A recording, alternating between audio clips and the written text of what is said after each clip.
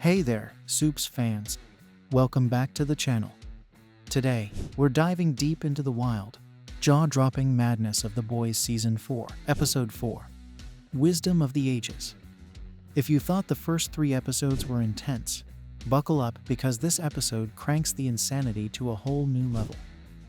We're breaking down all the shocking moments, character developments, and those jaw-dropping scenes that left us all speechless. But before we get into it, let me ask you something. Have you ever felt like your world was spinning out of control, where every decision could lead to disaster?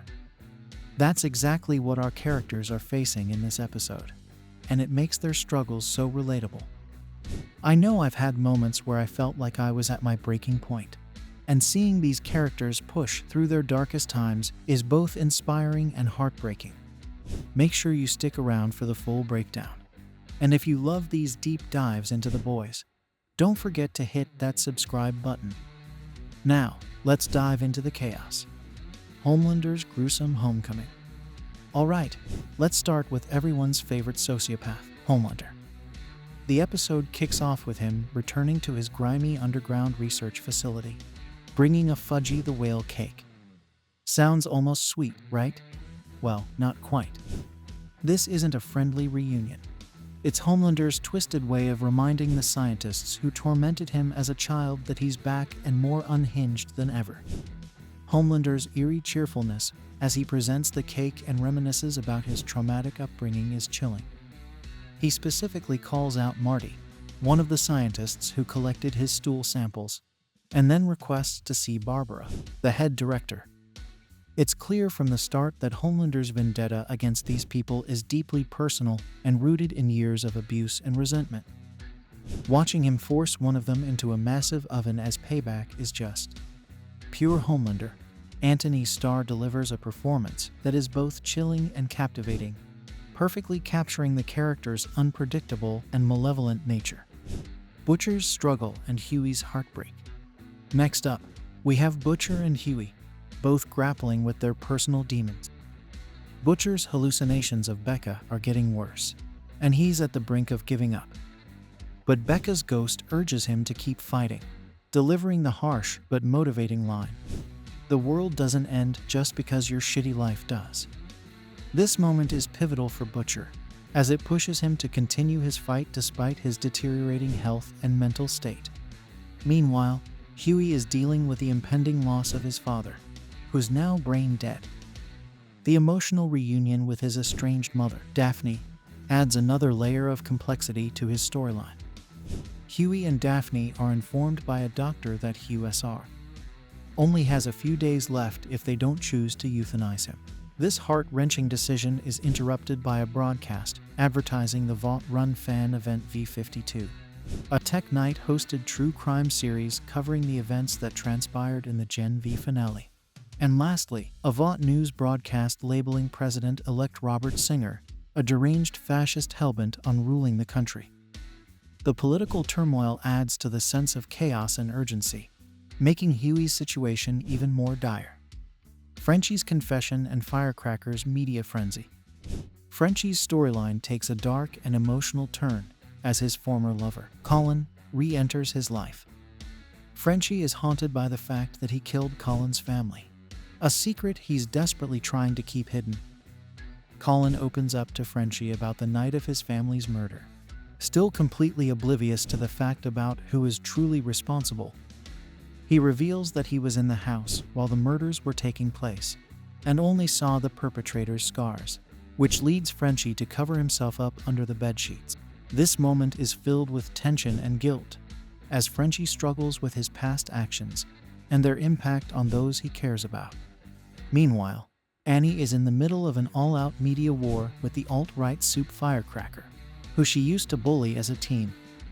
Sister Sage orchestrates a plan that involves Firecracker's new series titled The Truth Bomb to be filmed right outside the Starlight House. The Deep attempts to flirt with Sage, but she rejects him, much to his surprise, calling him repulsive. As Annie evacuates the Starlight House, Mother's Milk informs her that he has allowed Butcher back onto the team, much to her annoyance. This adds another layer of conflict, as Annie has to deal with Butcher's unpredictable nature while managing her public image. On live television, Firecracker reveals that Annie had an abortion 6 months prior, after she learned she was pregnant with Huey's baby during a routine checkup. Enraged, Annie storms out of the Starlight House and proceeds to beat up Firecracker live on stage before being stopped by Munchie, who reminds her that she is being telecast. A recording of the beating then proceeds to go viral, painting Annie in an even worse light. This moment is a turning point for Annie, as she struggles to maintain her composure and integrity in the face of public scrutiny and personal attacks. A Train's redemption and the Deep's depravity. A Train's storyline takes a surprising turn as he agrees to help Huey by stealing a vial of Compound V from Homelander's penthouse. Having saved Huey from Homelander in the previous episode, A Train initially refuses until Huey reveals that it's for his father, and that he wouldn't even be in this situation if it weren't for the speedster killing Robin at the very beginning of the series.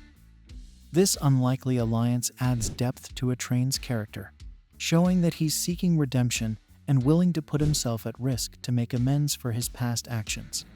Meanwhile, the Deep continues his sleazy antics, and the bizarre lobotomy scene with Sister Sage is one of the most disturbing yet fascinating moments in the series. Sage tells the Deep that she can temporarily deactivate her powers by giving herself a lobotomy, then asks the Deep to do it for her, which he does, and the two then begin having sex. It's a testament to how far The Boys is willing to go to shock its audience, pushing the boundaries of what's acceptable on television.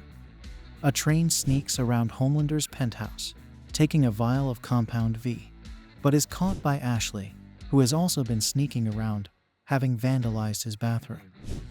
The two agree not to tell on one another, highlighting the complicated and morally gray relationships between the characters. This scene adds a layer of tension and unpredictability, as we see alliances shift and characters navigate their own survival in this dangerous world. The climax and cliffhanger.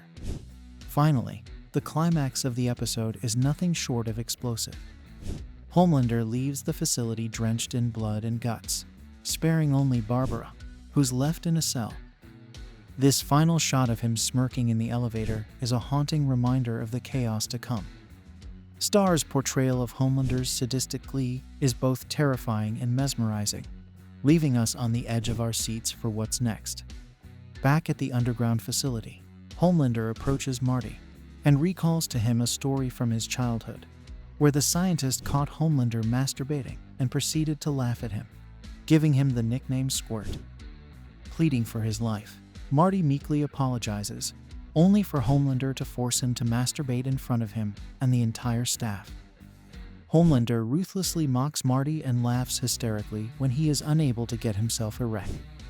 The petrified Marty gives up, and in retaliation, Homelander lasers off his genitals. Barbara soon makes her entrance, ordering Homelander to put the writhing Marty out of his misery. This scene is a gruesome display of Homelander's power and cruelty, solidifying his role as one of the most terrifying villains in TV history. Huey and Kimiko fight their way out of a warehouse that is now overrun by members of Shining Light. Kimiko spares one of the members, who reminds her that she was forced to fight as a child, and that she'll never stop hating her.